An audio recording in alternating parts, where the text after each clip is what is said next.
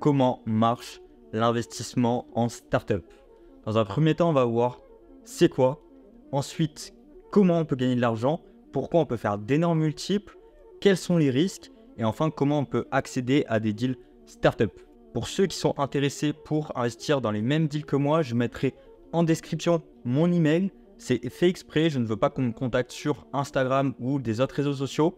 Le but pour moi, c'est de filtrer un minimum les demandes. Donc si vous êtes sérieux, vous avez du capital, que ce soit en société ou en fonds propres, à allouer à des sociétés qui, vous allez le voir, les risques sont plus ou moins modérés suivant les secteurs d'activité, eh bien envoyez-moi un email avec votre demande et puis on échangera lors d'un call sans souci.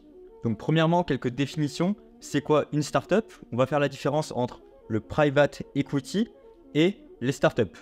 Private equity, comme son nom l'indique, c'est de l'equity privé. Donc l'equity, c'est des parts de sociétés privées, donc c'est-à-dire non cotées en bourse, non disponibles à l'investisseur particulier. Et ensuite, on a la startup. Donc la startup en soi est du private equity, donc c'est une société non cotée en bourse, mais quand on a l'image de startup, c'est surtout on commence de pas grand-chose et puis ça up. Startup, donc on commence pour faire de l'expansion rapide. Personnellement, je n'aime pas trop le thème de startup car ça signifie souvent cash burner. Je vais l'expliquer juste ensuite, mais il y a des projets qui ne sont pas autant risqués que ce qu'on a en tête et ce qu'on voit un petit peu partout, notamment à l'émission Qui veut être mon associé sur M6 qui passe en ce moment. Donc il faut bien différencier ces deux choses. Des startups qui ont pour ambition de brûler du cash pendant des années et de faire un exit, donc revendre la société pour faire de gros multiples. Et ensuite, le private equity qui peut ne pas être forcément une startup. Ça signifie des sociétés non cotées en bourse qui peuvent être plus corporate, donc on va dire des business plus classiques qui fonctionnent, qui ont une certaine rentabilité et on sait qu'on va pouvoir s'appuyer dessus pendant plusieurs années car on est sur des industries plus ou moins stables. Mais comment on gagne de l'argent grâce aux startups? Il va y avoir deux solutions. La première, la plus connue, ce qu'on appelle le cash out ou un exit. C'est-à-dire qu'on achète une part de société et on va attendre qu'un gros groupe rachète tous les investisseurs ou bien qu'il y ait éventuellement une introduction en bourse. Attention sur l'introduction en bourse, on a de nombreux exemples où les sociétés, généralement, dès qu'elles sont introduites en bourse, eh bien, le cours chute. Pourquoi? Parce qu'une introduction en bourse, ça signifie que c'est une nouvelle levée de fonds pour la société, donc que la société, malgré un stade d'avancement assez avancé, elle n'est toujours pas rentable. Et en plus de ça, eh bien, généralement, l'introduction en bourse permet d'avoir une montée de liquidité d'un côté, donc les actionnaires majoritaires peuvent revendre leur part. Donc attention aux introductions en bourse qui ne sont pas forcément la meilleure chose à faire pour une société si elle est saine d'un point de vue économique et si elle a une croissance sans nécessiter de nouveaux fonds. La première façon de gagner de l'argent, ça va être le cash out. On revend nos parts de société. Et la seconde option, c'est ce qu'on va dire le cash flow et les dividendes. Donc vous savez, en bourse, quand on investit, généralement, je vous dis vous, mais moi personnellement, je n'investis pas en bourse. Je suis vraiment full crypto et startup. Après, voilà, ça dépend du profil d'investisseur. Ce n'est pas un conseiller d'investissement. Personnellement, j'ai des poches de liquidité vraiment en crypto-monnaie qui me permettent de retirer instantanément et de la startup qui est un peu plus bloquée en termes de liquidité. Et là-dessus, je suis à l'aise d'avoir des projets en mode plus long terme. Et du coup, il y a des sociétés dites cash flow qui vont verser des dividendes. Donc attention, ce sont des sociétés non cotées en bourse, private equity, je le rappelle, qui versent des dividendes. Donc, on n'est pas sur des dividendes retail d'investisseurs particuliers où là, 2% cette année, c'est très bien. Non, sur du private equity, on est quand même sur des dividendes supérieurs si on n'est pas dans une dimension startup. Si on est vraiment dans une dimension startup, le but, c'est de réinvestir un maximum les bénéfices, la trésorerie, pour peut-être passer d'une année à l'autre de x1 à x5 de la valorisation, puis l'autre année de x5 à x10, puis de x10 à x20, etc. Donc, il n'y a aucun intérêt de verser des dividendes qui va freiner la croissance. Pour autant, les sociétés non cotées en bourse, donc private equity, qui versent des dividendes, c'est très rare. Surtout sur des sociétés récentes, parce que le but c'est de faire de la croissance et généralement une société, elle ne fait pas de bénéfices immédiatement. Donc en ce moment, j'investis sur justement une startup qui fait une levée de fonds sur ce premier trimestre 2024.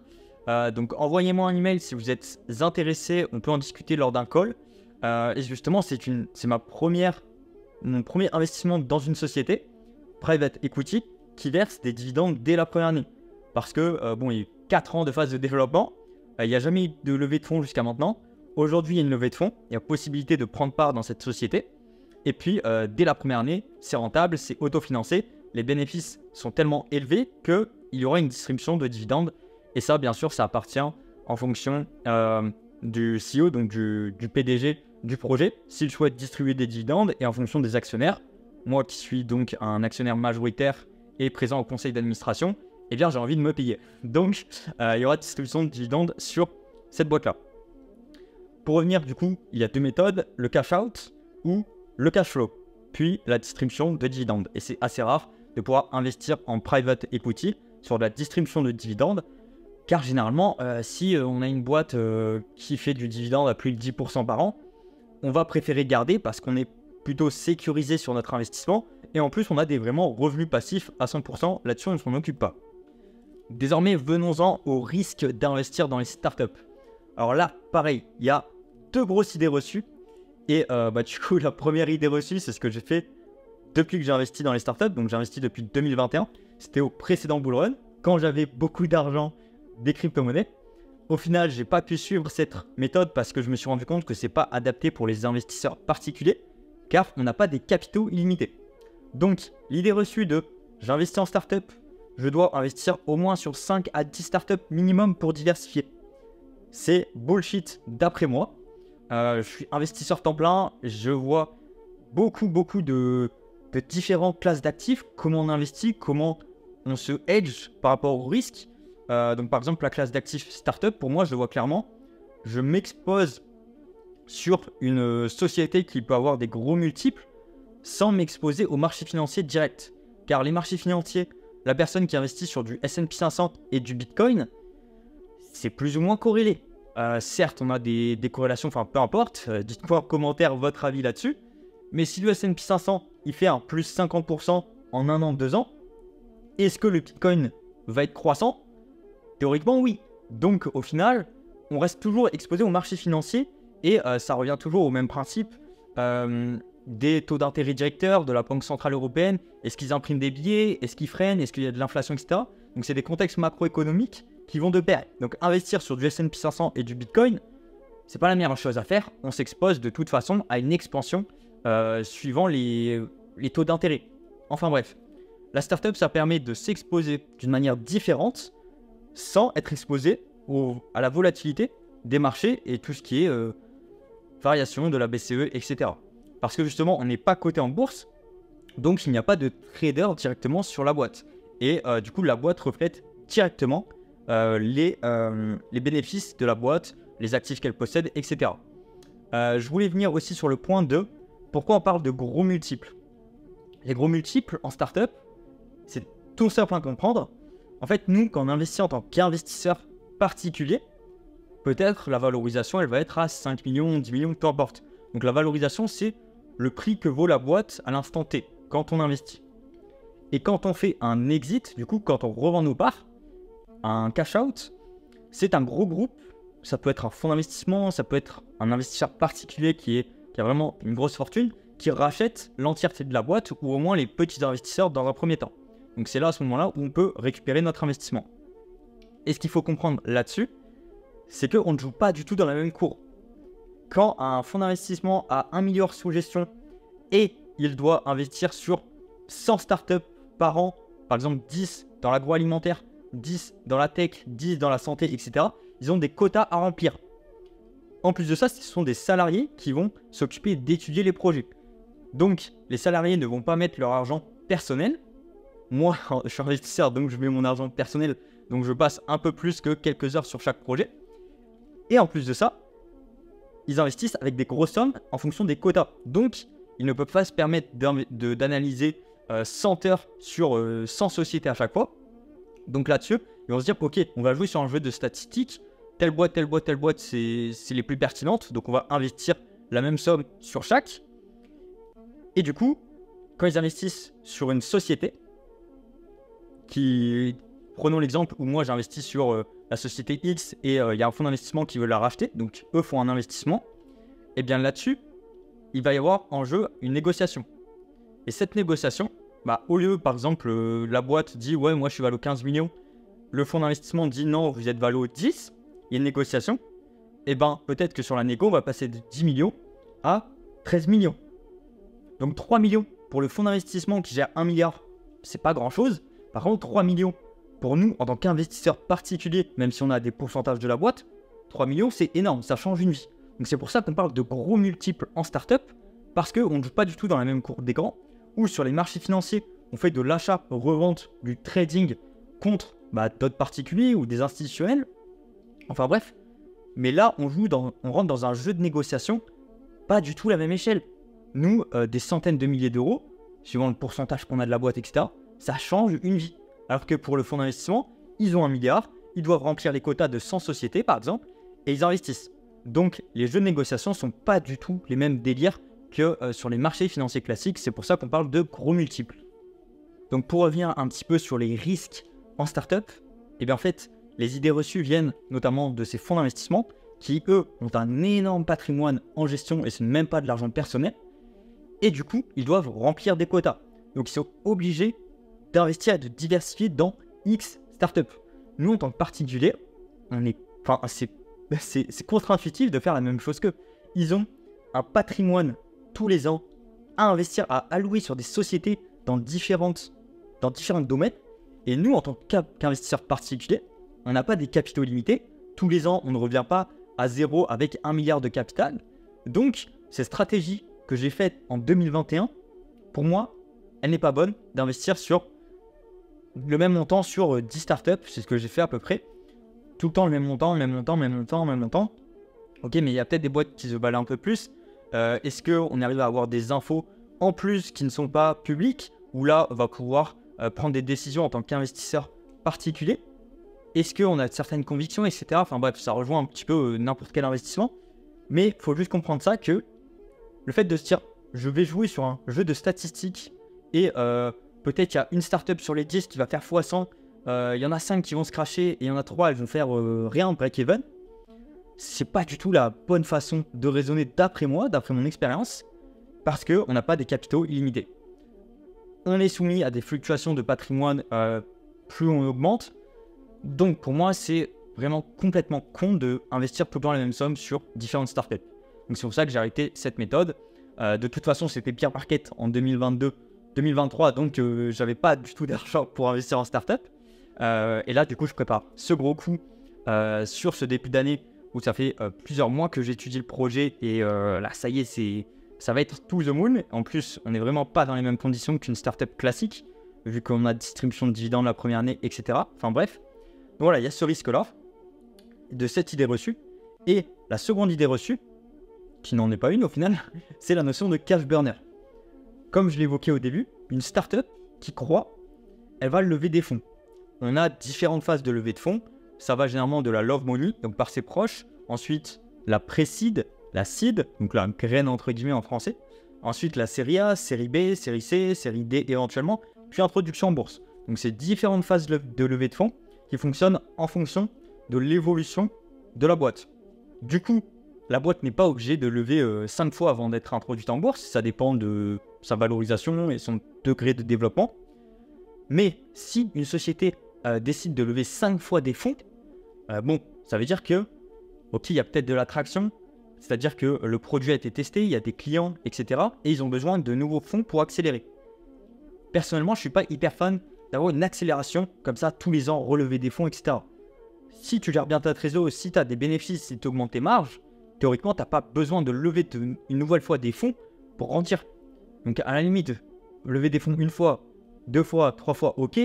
Mais quand on commence à faire des 4, 5e levées de fonds, la société, elle fait que croître. Nous, en tant que particulier, on n'a jamais de port de sortie, donc on ne veut pas récupérer son capital. Et on n'a même pas de distribution de dividendes.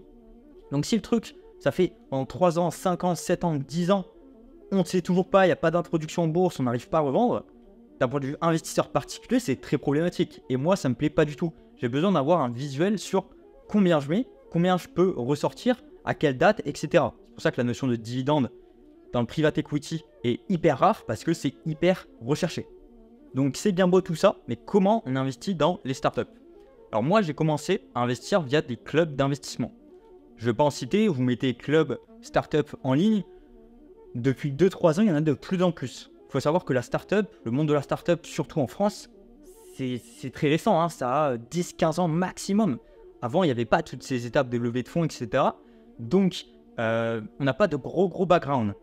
Pour autant, voilà, même cette année, il y a un nouveau club qui vient de sortir. C'est différents clubs qui proposent d'investir auprès d'experts de la startup. Il y en a qui passent à l'émission M6, etc. Et du coup, généralement, on paye un club le prix de l'adhésion annuel, entre 1000 et 3000 euros, tout dépend de plein de choses. Ensuite, on va pouvoir investir à partir de 500 ou 1000 euros dans des parts de société. Et il va y avoir un frais de sortie, donc généralement 20% à 30% suivant le club, pour pouvoir récupérer ces fonds lors d'un exit. Donc voilà, on a ces frais. Pour moi, ils sont justifiés parce qu'il y a quand même beaucoup de travail derrière et on amène un gros réseau. Pareil pour moi, où aujourd'hui, si je suis business angel ou j'apporte mon réseau, j'ai mis des années à le créer. Des années, je suis encore jeune. Mais voilà, c'est mon actif. Moi, mon actif, c'est d'être présent sur les réseaux sociaux, d'avoir une communauté, d'avoir des gros investisseurs, d'avoir des gros projets en même temps. Donc, ma personnalité et mon business, c'est vraiment cette partie network, réseau qui est hyper importante. Donc, pour investir en startup, soit vous allez passer par des clubs, soit vous allez passer par un réseau personnel. Si vous avez la chance d'investir par un réseau personnel et que vous êtes suffisamment formé et informé et ayant de l'expérience dans différentes startups d'accompagnement de projets, là je pense que ici c'est la meilleure solution parce qu'on ne prend pas de frais et en plus de ça on investit sur quelque chose qui n'est pas disponible pour l'investisseur particulier. Et j'insiste là-dessus. Si quelque chose est disponible pour tout le monde, c'est trop tard entre guillemets. Bien sûr, je mets des gros guillemets dans tout ce que je raconte, mais si vous avez accès à quelque chose qui va potentiellement révolutionner, moi je donne pas trop d'indices sur le deal que je suis en train de faire, mais si il y a quelque chose qui va impacter le monde ou une industrie ou peu importe, et que vous êtes le seul à le savoir, vous avez un avantage immense. Bien sûr, là-dedans, le projet peut être révolutionnaire si le business plan n'est pas carré, s'il n'y a pas des brevets déposés pour être protégés, s'il y a des concurrents qui ont une technologie meilleure, s'il n'y a pas eu de la recherche et développement pendant plusieurs années, il y a des risques à prendre en compte. Enfin bref, si vous avez un projet dont vous avez entendu parler de par votre réseau ou par moi-même qui vous semble pertinent, et bien là vous avez un avantage concurrentiel parce que le retail, l'investisseur particulier, sera au courant après vous. Et comme vous avez acheté avant, vous pouvez le vendre plus tard. C'est pas une histoire de j'achète avant, je le revends plus tard, j'ai gagné de l'argent, j'ai rien fait. C'est l'histoire de on soutient financièrement un projet, on prend ce risque-là. Donc bien sûr avec notre argent, la startup, la société ne va pas faire du trading. Elle va créer de la valeur. Et si elle crée suffisamment de valeur, elle va être rentable, elle va faire du bénéfice, elle va redistribuer aux actionnaires. Donc, vous avez fait un soutien financier à cette boîte qui a pu croître et donc vous décidez de revendre vos parts ou non. Mais vous avez bien amené une plus-value. Enfin bref, les clubs pour moi de private equity et startup restent intéressants quand même. Ne tombez pas dans le piège. Dès qu'il y a une startup, il faut sauter dessus, il faut mettre tout dans la même somme, 500 euros, 1000 euros, bam, on envoie tous les mois. D'après moi, ce n'est pas forcément la meilleure stratégie. Et si vous avez des deals potentiels avec votre réseau, clairement, là, foncez. Si vous creusez bien le sujet, si vous avez confiance avec le CEO, etc. D'ailleurs, je ferai sûrement une vidéo sur comment j'analyse un projet startup, parce qu'au final, c'est toutes mes études, j'ai fait ça, comment on analyse une boîte. Ensuite, je l'ai fait un petit peu, beaucoup sur la partie crypto, comment on analyse une société crypto, un projet crypto sur la partie analyse fondamentale. Au final, je suis venu à l'analyse technique quand même beaucoup plus tard. Et puis aujourd'hui, je le réplique sur le monde du private equity parce qu'il y a quand même beaucoup de choses à faire. Et je vous ai dit, on ne joue pas du tout dans le même game que de la crypto-monnaie. Et dernier point que je souhaitais aborder, c'est est-ce qu'il y a des arnaques en startup? Alors, oui, non, c'est comme partout, mais c'est vrai qu'il y en a quand même beaucoup moins que sur le marché crypto ou dans des investissements un peu louches, etc. Dans la startup, en gros, les arnaques potentielles, c'est si vous ne comprenez pas bien dans quoi vous investissez via le contrat. C'est-à-dire vous apportez du financier, qu'est-ce que vous avez en contrepartie? On a les obligations. Les obligations, ce sont des prêts aux startups ou d'autres sociétés. Mais du coup, on va prêter à une boîte qui est en expansion. Donc, on va prendre le risque qu'elle fasse faillite, qu'elle ne puisse pas nous rembourser en échange d'un pourcentage annuel de l'obligation. Donc, si on décide, si l'obligation dit, voilà, je vous reverse 10% d'intérêt par an pour les fonds que vous nous avez prêtés. Donc, on a un placement à 10%, mais en prenant le risque que la startup coule ou peu importe. On a toujours des risques potentiels. Donc, on prend un gros risque, le risque de la startup, et on récupère que 10% par an. C'est complètement débile. Une startup, le but, c'est de soutenir financièrement, et le truc derrière, ça peut faire x10, x50, x100. C'est des gros multiples, oui, mais enfin, j'ai beaucoup d'exemples dans mon portfolio qui ont ce genre de multiples, et comme je vous l'ai dit, on ne joue pas dans la même cour. Quand je dis ça, c'est pas ostentatoire envers vous, bien sûr, on ne joue pas dans la même cour que le marché des actions et un marché de start-up private equity où on a l'information en amont et on se fait racheter par des gros investisseurs qui pour eux, 100 millions, 110 millions, ça change rien, mais pour nous, ça change notre vie. Il y a aussi les ICO crypto, donc les ICO crypto qui sont des levées de fonds utilisées par des sociétés non cotées en bourse. Ces levées de fonds crypto donnent un token et ce token permet de gagner potentiellement de l'argent ou d'en perdre suivant de la spéculation. Mais on n'est pas du tout sur je détiens une part de la société, rien à voir. Le seul truc qui fonctionne à 100%, où il n'y a pas d'arnaque, c'est d'investir dans une société où là vous allez être actionnaire. Donc ce qu'on appelle signer le pacte d'actionnaire. Donc vous êtes détenteur d'un pourcentage de la société. Et vous n'êtes pas détenteur d'un token émis qui est spéculatif, donc soumis aux variations des marchés, et encore moins d'un prêt comme des obligations. Donc si tout ce que je vous ai appris dans cette vidéo vous a intéressé, je vous laisse mon mail juste en dessous, c'est fait exprès. J'ai pas envie qu'il y ait 1 milliard de personnes qui me posent des questions. Donc si vous avez de la trésorerie à investir, que vous voulez essayer les startups, n'hésitez pas à me contacter, on peut se faire un petit call. Je suis hyper ouvert, que ce soit pour découvrir des nouveaux projets. Donc si vous avez potentiellement un projet, une startup, une private equity à me proposer, je suis ouvert. Donc n'hésitez pas à m'envoyer les informations par mail. Et si vous voulez découvrir le monde de l'investissement, startup également, envoyez-moi un mail avec un petit peu votre profil, qu'est-ce qui vous intéresse, quel domaine, etc. Et puis on peut en discuter. À savoir que j'ai déjà proposé plusieurs deals à différents investisseurs depuis 1 an et demi maintenant. Donc ça se passe très bien. On est actionnaire, donc on fonctionne ensemble. Vous avez également, comme c'est des pactes d'actionnaires, le montant que j'investis. Et là-dessus, je ne me cache jamais.